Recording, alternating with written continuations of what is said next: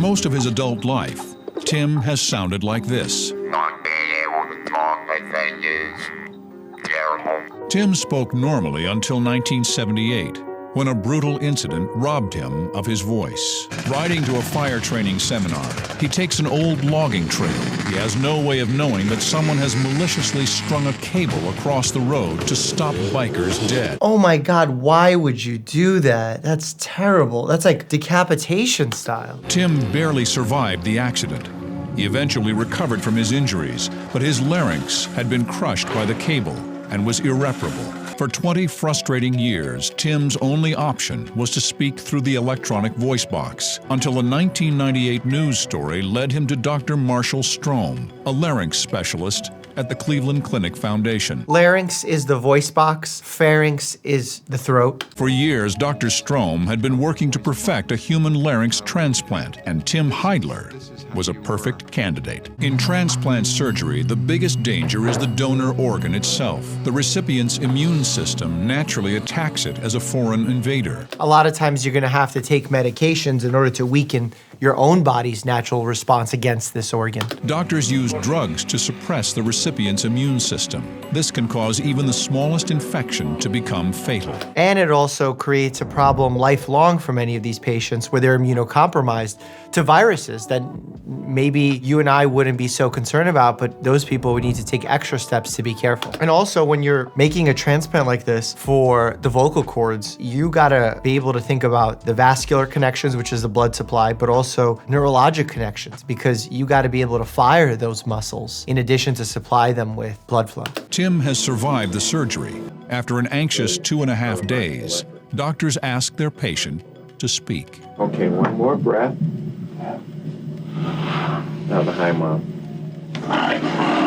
Wow. Tim Heidler, using a transplanted larynx, speaks for the first time. You gotta be very careful here because the vibrations can tear open the sutures as well, but you also don't want so much scar tissue to form that you lose mobility. To allow access to his new larynx in case of complications, doctors decide to keep his trachea open. In order to speak, Tim has to cover the hole to force air through the transplanted larynx. I don't sound like the donor because we have audio tapes of him.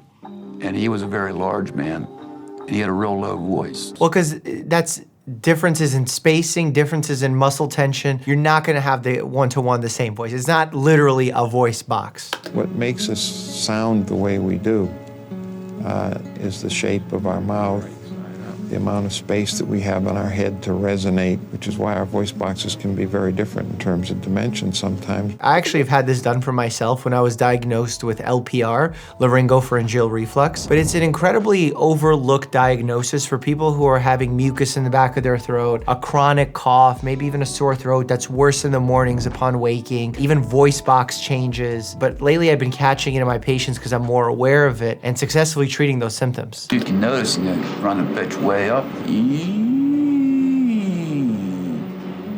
He has pitch, he has inflection. Wow. He has a totally normal speaking voice. Yeah, it is. It's amazing. This doctor is like not taking any credit for this pretty amazing. Like, dude, you did this. This is amazing. You guys came together. You waited for the right donor. This is perfect. Nikki Freeman is 40 years old, but is trapped in the body of a 10-year-old. He's aging the equivalent of just 1 year in every 4. Aging or developing, because those are two different talking points. Aging is almost like a Benjamin Button situation where you're aging backwards, but here he seems to be developing slowly based on the image that I'm seeing here. Nikki was born blind and was close to death for his first few months. I wonder if it has something to do with an infection from the birth. At the age of 19, he was the same size as his 5-year-old sister. He only reached puberty as he approached 30, and as his younger siblings grew at a normal rate, he continued to weigh just 44 pounds, the size of an average 10-year-old. They're judging age based on size, and that's not something we typically do. We can give age ranges, size ranges for ages, but that's not the only sign of development or aging. What I'm curious about are hormonal levels, and if there's any scans that have been conducted full body, mostly in the brain, to see if there's anything in the pituitary gland, anything related to growth hormone, maybe even the thyroid gland, or a condition where you have like a multiple endocrine neoplasia situation where you have multiple types of tumors in the endocrine or hormonal system. Local doctors have no clue as to what caused Nicky's condition, and no idea what his future holds. And because he doesn't speak and cannot see to read and write, doctors have no real way to gauge his mental ability. I mean, I feel like we're missing something here about genetic testing, scanning. I know they're not aware of what's going on, but I feel like I would at least want the next steps taken to try and figure out what is going on. As a mother, you think that it is your fault. I do accuse myself of causing Nicky's problem. Of course, that's always a feeling that can come into our minds. And irrational thoughts are part of being human, and part of battling the feelings that come with those thoughts is trying to speak back to those thoughts and seeing how much truth is in there. Usually this is best done through journaling. Well, you write down the thoughts that like, I caused my son to be this way, and then you have to write down if this is true or not, and being as rational and non-emotional as possible. When you do that by writing, you're gonna be more objective, and as a result, you might be able to take away some of the power of those thoughts, where you still might feel sad and all the negative thoughts that might come your way, but they won't drag you down as deeply as they would had you not done this process. What we're going to do is to run some genetic tests and run some laboratory tests, and hopefully we'll be able to determine the general cause of his condition. These are the words Kayleen has been waiting decades to hear. But to fully understand Nicky's condition, he will also need an MRI scan, something he's never had done before. And he has to lay incredibly still because any kind of movement MRI will create an unusable image. The MRI suggests Nicky's brain was damaged in the early months of pregnancy, which would account for his lack of development and would also explain his blindness. I think it's an infection. Torch infection. The examination of Nicky's chromosomes didn't show anything except a normal male. There was nothing genetically there that would account for his condition. It's at least a relief to know this has no genetic basis, so your other children probably don't have any cause to worry. That is the purpose of genetic testing. A lot of times folks are running to get genetic testing for the fun of it or just to find out, and it's very dangerous because you can get some information that you can't adequately act upon, and in times you might even get information that you'll act upon in a negative way. What do you do with information to find out that you have a low risk for developing diabetes? Do you start eating more sugar? After 40 years, Kayleen has the answers she so desperately wanted.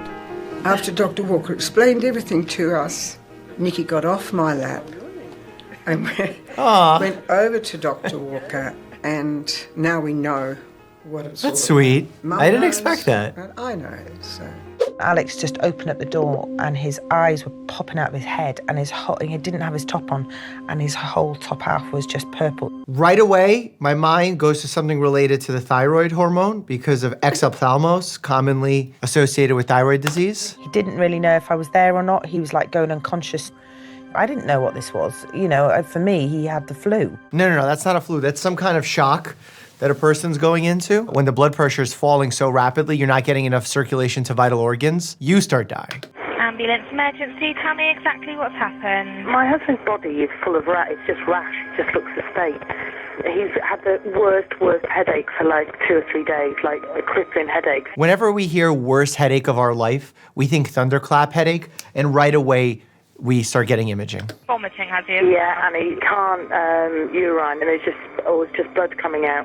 He's just aching. I wouldn't bring up the rash first, because what's gonna happen is they're right away gonna think, okay, non-serious emergency. But if you open with, this is the worst headache of a person's life, and they're urinating and it's just exploding with blood, that changes the triage situation quickly. This is why, as a medical professional, you have a little bit more success when going through the traditional medical system, that you understand the things to flag early on in order to get the right attention. When we got into the ambulance and they sort of get him some penicillin, I was thinking, yeah, God, he's going to be okay now.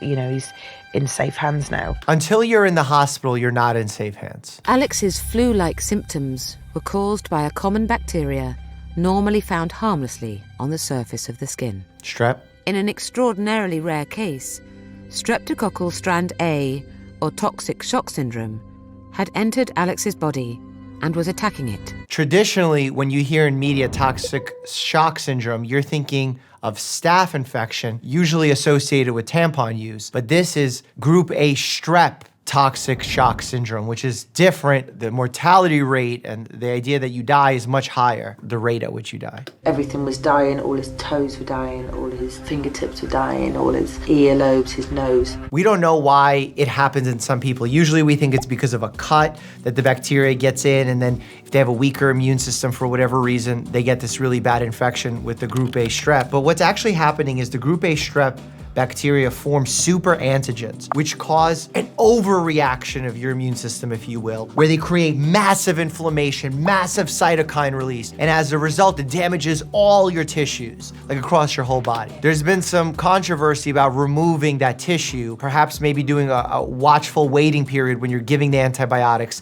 and seeing if the person can recover. Over 9 months, Alex undergoes 11 major operations to stabilize his body. Wow. Today, Alex is ready for the first operation on his mouth. The family hope it will help rebuild his face, but it will be the first in a series of operations that could last over 2 years. I wonder if it's the mouth, the tongue, and the vocal cords that are impacted here, because I haven't heard him speak yet. For Sam to see his father like that is quite scary. To see him looking like a completely different person. If you're not careful with the way that you describe this to your child, you can create a long-term health anxiety and a phobia of germs. And that could become problematic for a whole set of reasons, because in many of these instances, you can't protect yourself from this. This can just happen. Like, imagine every little cut you've ever had. Have you taken proper care of it to the nth degree? No, it's impossible. And as a result, like, certain things are outside of our control, but explaining that to a child is not the easiest thing.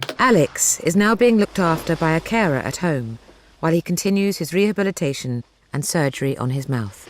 Having been given prosthetic arms for the first time, Alex will attempt to learn basic tasks again. I will pick that bit up first. Pick that bit up first, and then, see, wrong way up, that way up, and then do that. Sure. And just try picking that up with your hook.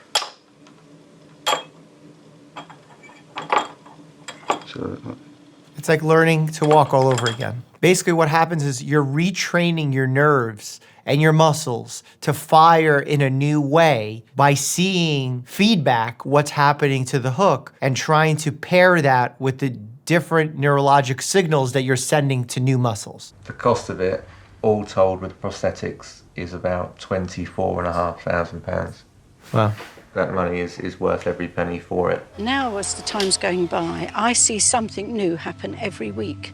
I see him now open up a fridge. I see him now pour himself a drink of squash. All of this is attitude of mind and life. If you want your life, you will go out and get it. It also helps that he has a really strong support system with his family that's there for him, that's caring for him, that's allowing him transportation, having the funds to buy that bicycle. You know, all those things are really important, and not everyone has access to them. Click here to find out what clothes are bad for your health. And as always, stay happy and healthy.